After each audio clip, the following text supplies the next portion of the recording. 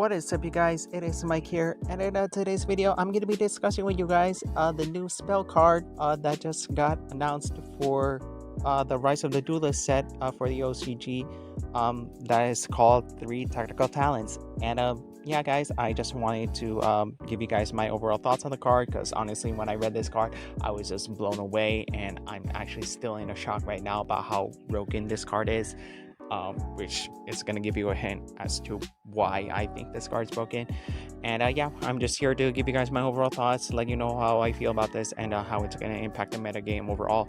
And before we get into the video, guys, if you guys do enjoy it at any given point, definitely give it a thumbs up and share this video with your friends so that they know about the news. It really does help support the channel. And yeah, guys, let's just go ahead and get into it. So this spell card is called Three Tactical Talents. It is a normal spell, and its effect reads: you can activate only one card with this card's name per turn. If your opponent has activated a monster effect previously this turn during your main phase, activate one of these effects. So you can either draw two cards, take control of one monster your opponent controls until the end phase, or look at your opponent's hand, and if you do, shuffle one card in it into the deck.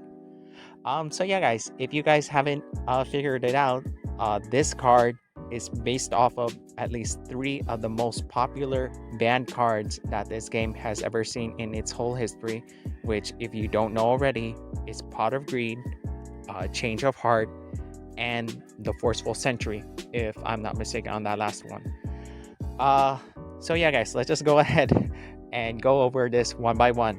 So the first effect says that you can only activate, well, the first text on the card says you can only activate one card with this card's name per turn, which is good. With these kind of powerful effects, I wouldn't see Konami not putting a hard once per turn on something like this, because if this wasn't, this would automatically be banned like right away. Like I don't know how long it would take them to ban it, but I would see this get banned if this did not have any kind of restriction on it whatsoever like this. And the fact that it says here it only requires your opponent to activate a monster effect previously during your main phase is what makes this card also really generic and really strong. Because if you guys don't know already, if you guys don't keep up with the meta, almost every meta deck, well, not almost, but every meta deck, regardless of how many kind of effects it has, will almost always have some sort of monster effect that they can activate during your main phase, whether it be a hand trap like Ash Blossom, or maybe something like, I don't know, in Orcus, like if you got Babel on the field like Dingirsu, or like with Salamangreat, if you activate something like I don't know, Sun Knight Wolf Balings or something else. Well, maybe not that, but most of the time they activate their spells and traps during your turn. Or something like, for example, Mikaba, like in Shadala Invoke, for example. Or maybe like, well, what else am I not thinking of? Maybe something like or like any other generic like boss monster like Trishula, or like anything, just anything in general, or like something like maybe Gizmek Orochi, for example, like if it's in your grave or something like that, or like Necroface or whatever. The fact that it only needs your opponent to activate a monster effect during your main phase is just really powerful, because like every deck can do that with ease, because this whole game, for the most part at least, is all based around monster effects, with some exceptions, for example like Poltergeist or Paleo Frogs or anything like that, for example. And yeah, that's just what makes it really good, and that's how easy it is to activate it. So yeah, so the one of the effects that it says that it'll let you activate is let you draw two cards. So obviously, drawing two cards from your deck, obviously with a generic effect like this, is obviously really good, because obviously in a game like this, in a game like Yu-Gi-Oh, compared to other card games where you don't want to draw into your deck, Yu-Gi-Oh is always based around gaining that draw advantage or that card advantage. So the fact that you can go a +1 off of this, meaning that if you guys don't know anything about a card economy, going +1 with something like this, which if you don't know about card economy, is something like you activate this, you draw 2 cards from your deck, so which means you gain +1 off of this because you've already replaced 1 card from your deck, 1 card from your hand after activating this, and just gaining another card from your deck off of that is also makes it really good, because card economy is everything in the game. The more advantage that you have in your hand to break through your opponent's board or to build your own board, for example, is always really good. It helps you further your game state. It helps you see more options into getting through your opponent's disruptions and many other things, which is really good. And the fact that it's really generic like this makes it that much more splashable in practically any deck, whether it's in your main or side deck. And the second effect, take control of 1 monster your opponent controls until the end phase. So the fact that this does not target, and obviously it does not destroy because you're just taking their monster, is also really good, because almost every other kind of boss monster that exists in the game has either some kind of targeting, protection, or some destruction effect. So the fact that it doesn't destroy anything, and the fact that it can just take your opponent's main boss monster on the field without targeting is obviously really good, because targeting in today's metagame, or at least in Yu-Gi-Oh in general, in a competitive sense overall, is obviously really good, because there are a lot of things that you can get over. There are a lot of card effects that you can get over if the card says it targets something, whether it targets a card, targets a monster, or targets anything. It's really easy to get over that if you know what they're trying to take. So the fact that you can just play this and just take whatever you want without telling them what you're gonna take is obviously really good. It gives you that much more knowledge. It gives you that much more power over them, and to help you further your game state, to remove whatever is causing the most problems for you when you're building your board or trying to break through their board. And the last effect is what I think, for me personally, is one of the most powerful effects in this game, or in this card in general.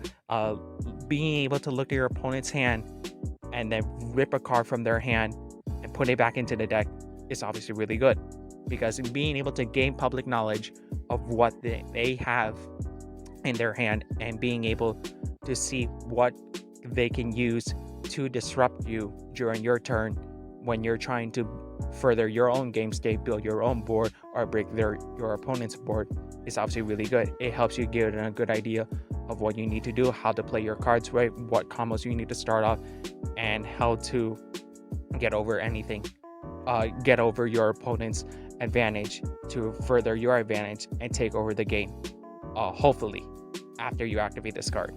And obviously with effects like this, cards like this are able to bait out so many things in so many different decks. Like when I first tried this card, one of the big things that came into mind for me was Lightning Storm. So one of the main combos I was thinking of is, like, if you try to, say for example, use this, try to activate something like draw 2 or something, and have them bait out one of their negates, and then drop something like Lightning Storm to either clear their board of spell and traps or clear their board of whatever monsters are giving you a problem, is obviously really good.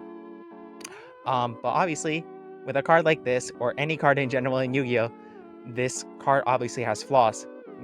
One of them being is the fact that it's a normal spell. So obviously, when you want to use this, you can't use it during your opponent's turn because it's not a quick play. If this was a quick play, this would be 10 times more broken, and this would obviously be a lot more stronger than it is right now, because obviously this card is really strong, but if this was a quick play, it'd be that much more stronger. But the fact that it's a normal spell, it has to be activated during your turn, is what makes it a little bit of a downside. And the fact that you have to call out which effect that you want to activate gives your opponent time to really decide how they're going to disrupt it. Like if you draw 2 they can basically just ask you if you try to take control of something without telling them. Sure, that may be strong, but if they know that you want to take something, they have to bait out something else. They have to bait this out. No, they have to activate something else to help protect their game state, and it might just give you less chances building your own board if you don't have any other outs to whatever they're building, except with something like this. And sure, being able to look at your opponent's hand is cool, but the fact that you have to shuffle a card back into the deck and give them back their resources for later on, and potentially have them maybe either search it out or maybe like or be able to give them the chance to get it back into their hand in some way, shape, or form is obviously really is obviously not powerful enough. Because if obviously that is easy to bypass if you know that whatever you're shuffling is only good during your turn and it can't be like searched out well through your opponent's deck. If you know that it can't do that, then that's easy to get around. But the fact that you are giving back your opponent's resources into the deck to help them, thin out their deck more and help them see what they need later on, if you're not able to beat them during the turn you activate this, is what makes it a bit of a downside. And obviously the fact that it's a hard once per turn is obviously, obviously a downside. But every card in this game since the early days has always had this kind of hard once per turn clause, so that's definitely understandable. But overall, this is obviously really good. This is what I think is going to be one of the best cards to own when this set comes out, because there have been a lot of different cards that have been released for this set, and there have been a lot of different archetypes and like cards for older things that have been announced in this set. And the more like sneak peeks that they give of this set of what good cards are going to come at it, the more that I'm more interested in it. I hope someday that when this lockdown is over, I hope I can get a booster set of this. I'm not sure how I'm going to do that when this set comes out, but hopefully someday I will try to maybe get a few packs for you guys, open them up here on the channel or something like that. I just hope something like this isn't short printed, but I will be showing this off for you guys in some dueling replays, which I'm going to be using a different program for doing my replays overall, because I'm not going to use Dueling Nexus anymore, just so you guys know. But overall, this is going to be a really good card. It's obviously going to be a 3-up in every side deck, and obviously a 3-up in any main deck that has the space for it. I can definitely see myself using something like this in like going second build, for example, because that's just how I feel this is good in. But overall, this is a really good card. Obviously, it's going to see a lot of competitive play once it comes out, and I can't wait to see how much of an impact it's really going to have once this set comes out. But overall, guys, that is gonna be my thoughts on the new 3 tactical talents spell card that just got announced for the Rise of the Duelist set, which is gonna be coming out pretty soon. So yeah, guys, if you guys did enjoy this video, definitely give it a thumbs up, thumbs down if you didn't, and again, share this video with your friends. It really does help support the channel. And let me know in the comments below what you guys think of this. Do you guys love it? Do you hate it? Do you guys think this is really good? Do you guys think Konami should have done more to given more restrictions? I would love to hear your thoughts and get a discussion going here in the comment section below. And if you guys do enjoy my content and do want to see more videos like this in the future, definitely subscribe to the channel and turn on the notification bell so you guys don't miss out anytime I upload videos. But that is going to be it, guys. Thank you guys so much for watching. This is Cybernoid 45 signing off.